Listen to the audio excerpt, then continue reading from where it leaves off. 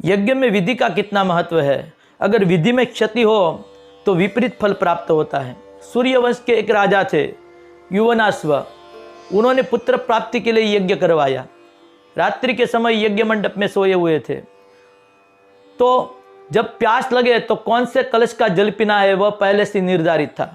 अगर देवताओं को प्यास लगे तो वस्ती भरी कलश का जल पीना है, लेकिन गलतीवश युवनाश्व ने रात्रि के समय प्यास लगने के कारण वस्ती भरी कलश का जल पी लिया।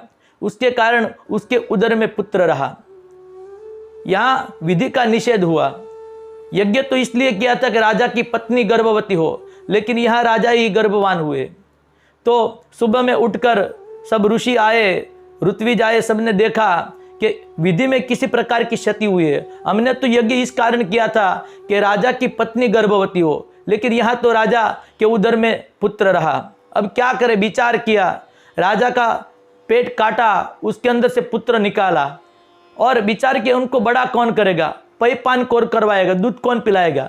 अगर माता गर्भवती होती तो उसके तन के अंदर दूध आता, लेकिन यहाँ माता गर्भवती नहीं, पिता के पेट के अंदर से पुत्र निकाला गया। तब इंद्र को पता चला तो इंद्र आए। इंद्र ने कहा मेरी पहली उंगली के अंदर अमृत है, अगर मैं उसके मुंह के अंदर रखूं तो अमृत पीकर बड़ा हो सकता है। तो इंद्र ने अपनी पहली उंगली, क्योंकि उसकी पहली उंगली के अंदर अमृत था, तो पहली तर्जनी उंगली बालक के मुंह में रखी और बालक को कहा माम दास्यति, यानी माम यानी मुझको, दास्यति यानी उसका चूसो, चाटो।